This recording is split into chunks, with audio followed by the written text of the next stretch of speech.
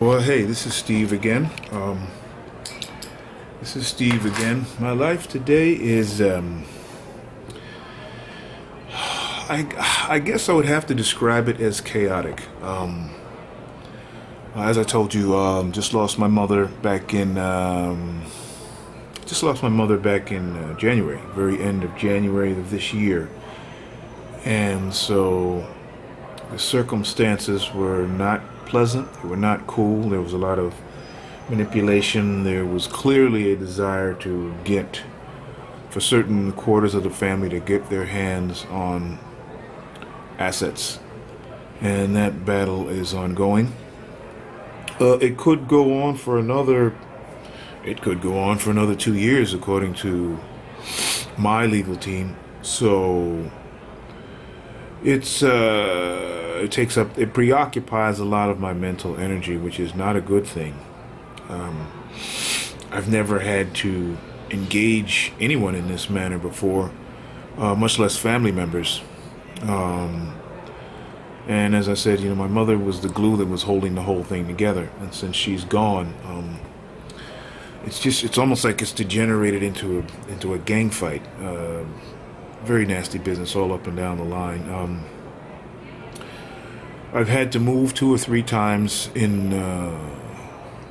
I've had to move 2 or 3 times in the 3 months since she's been gone, and I will probably have to move again. I'm not even sure if I'm going to stay in New York. It's up for grabs. I'm considering actually going international for a while. There are places, as we all know, where the cost of living is. Wow, I don't even know how to describe it. Let us just say that the cost of living rings up around about 1/100th of the cost of living here where I am in New York. I've heard that New York is one of the two most expensive cities in the country to live in, that being New York and San Francisco. And there are, I guess you could say, money-saving alternatives to living in New York, but you can almost never get your hands on them quickly, unless you want to live in a place where you can get jumped at any moment. I have first-hand experience with that, and I don't want to repeat those experiences, period. So if you're going to live in a place where you have a modicum of safety, and you don't have to be prepared to put it all on the line, life or death, every time you open your door. You do need to spend some money, if you have it, And as you know, New York's got quite a ongoing homeless crisis. But so right now, my living situation is in a state of flux. I am doing some technical writing. That's my profession for now. I'm dating quite a bit. That's a volatile situation as well. I don't want to be untruthful and say that I don't enjoy it, because I do enjoy it, but there seems to be something going on in the dating scene that I guess I don't quite understand. I mean, I'll have a little bit of money now that I can throw into the dating game, so that dramatically changes the dynamic. And I certainly don't want to go back to my teenage days where I truly was broke and had to spend time, if I was going to get dates, I had to spend time in some truly dicey situations with some quite unpleasant individuals. I don't want to go back to that at all.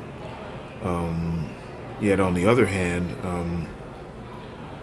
there's a thing going on where if people smell money, their demeanor changes and their expectations change, and that's not always a good thing. So I'm strongly considering relocating. Anyway, I've got to move because I got to cut my costs, but I'm strongly considering relocating. I am going to get back in the gym. I've got to get some level of conditioning back. I'd like to get to the point where I can calmly do 6 or 7 miles a day, fast jog, go back to lifting weights 4 to 5 days a week. I think that would be a good thing. Help me to clear my head. I may take up some other form of fitness. I'm looking at stuff. I'm not real interested in the fads, but I am looking at stuff for general fitness and strength and power. The family situation, I have no idea what's going to go on. I really don't. There have been people, family members, who've jumped up and told me I got to do this and I got to do that. And these are people, I've known them. Obviously, they knew me before I knew them, right? Is the extended family, shall we say? And these people have been giving me all this advice, and they've never really given a good crap about me one way or the other. So in the back of my mind, I'm trying to be civil. But in the back of my mind, I'm saying to myself, well, this is bloody ridiculous. Over